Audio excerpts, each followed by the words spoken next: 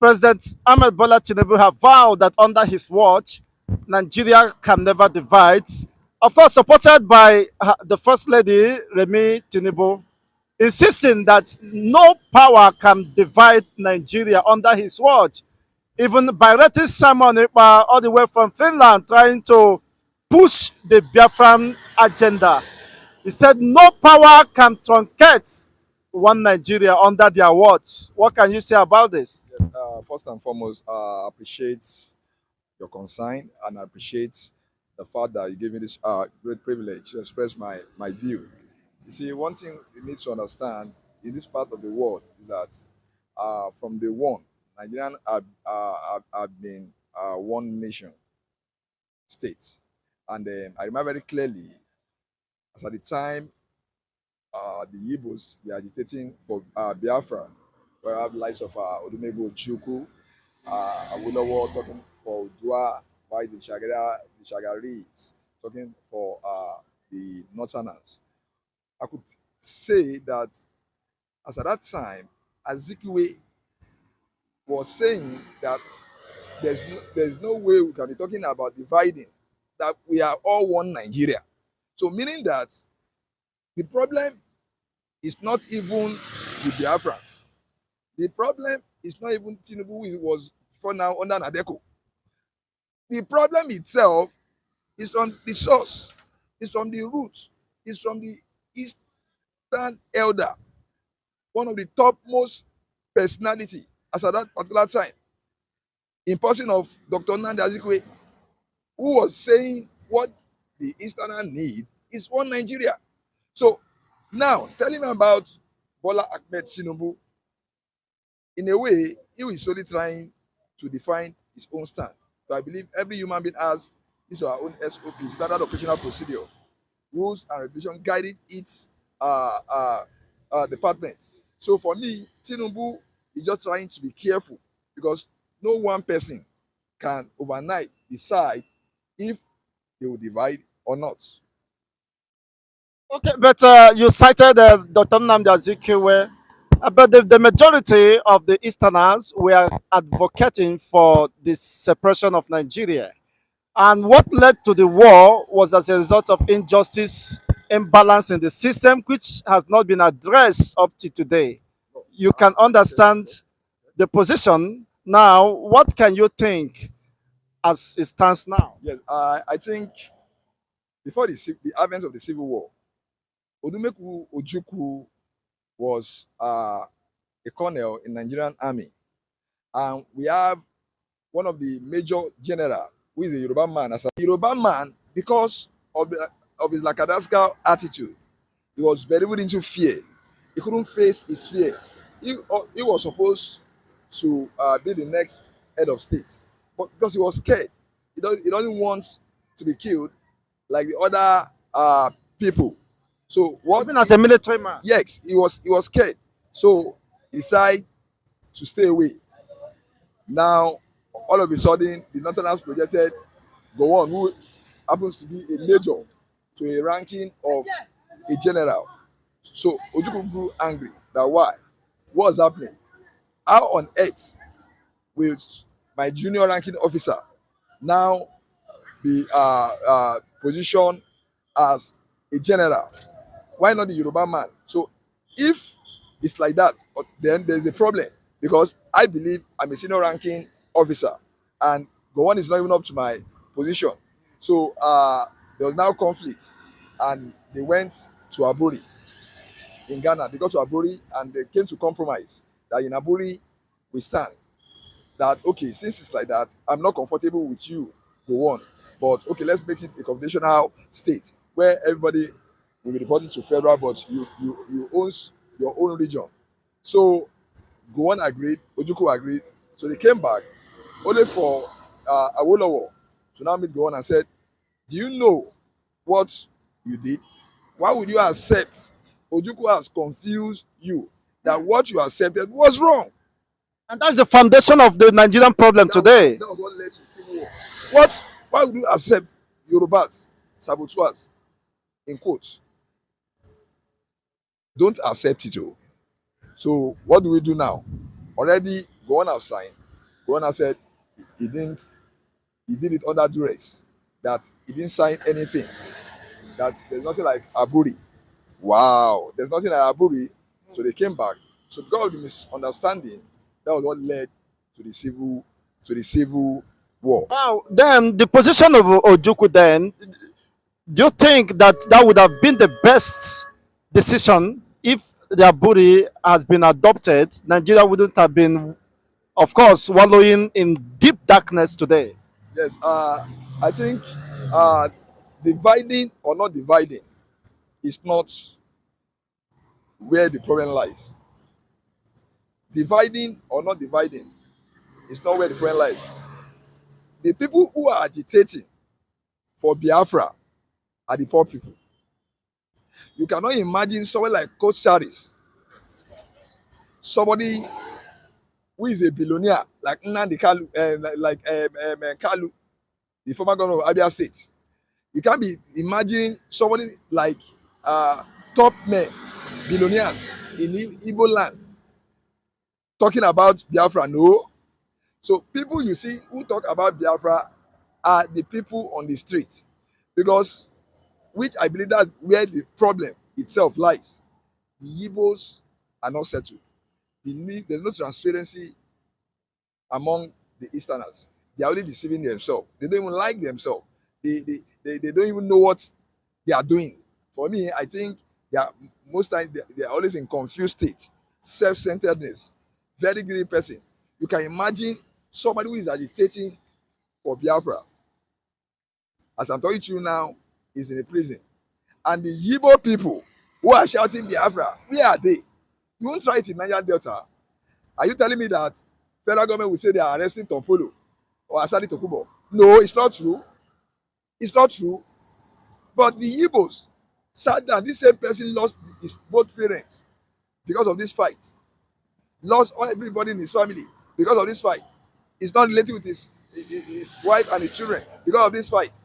Now the Igbos were busy in government houses doing nothing. They are even happy. So for me, talking about Biafra is like waste of time, because the Igbos themselves, are they really sincere? No, in capital letter. They are confused people, bunch of betrayers, which is the bitter truth. So when you're talking about freedom, we had the lives of Nelson Madiba, we had the lives of Lo Macaulay, lives of David Houston, who define political science as an authoritative allocation of value, meaning there's a kind of value attached to whatever you're doing. We had the lives of Martin Luther King Jr., who said, and I quote, he said, I have a dream. He said that one day my four little children will sit on the round table. He said, with time the black should not be judged by the color of their skin, but be judged by the content of their character. But the truth is, the Igbos, are they ready? Is capital no, because they only concentrate and focus more on their business. I remember very clearly when Ojukwu visited Lagos, he told them, he said, you people spend billions on property in Southwest, but look at your place. You left your hometown and you are telling me about Biafra. Now scam now. It's not true. Ojukwu was telling them that what you are doing doesn't make sense. You are investing billions in strangers' land, whereas in your place, go to Fegi, Atani Road, Uga Junction, Usuka, Newi, Oka, Ubulafo, Douglas Road, Owerri, Uguta 1, Uguta 2. Nothing to write home about. And you're talking about Biafra, so now scam, bros. Well, that is your personal opinion, but there are more prominent men, personalities in diaspora who also support the cause of Biafra because wherever they reside, they are being intimidated. I mean, they have no true representation being in Nigeria. And as such, they are looking for a system that could integrate them and, of course, recognize them as part, an integral part of the nation or society. But they have not found that in Nigeria, and as such, have lost confidence in the continued existence of Nigeria. So, don't you think that those people also will throw their weight, unlike the people you mentioned, the political elites who are beneficiaries of this flawed system? They have benefited from the system against the will of their own people. I remember very clearly Nelson Madiba Mandela, an activist, man who believed in equality and justice. Man who believe in you to one is an injury to all. Man who believe in life, you're not informed, you're deformed.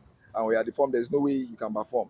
Based on Alutalism, Aluta continual visas at I can tell you authoritatively that back then, Nelson Madiba Mandela was in the prison, and in 5, 10, 20 different occasions were called upon for dialogue, that there should be understanding, meaning that both the bourgeoisies and the bourgeois were coming together, working effectively and efficiently to achieve a managerial or a particular goal.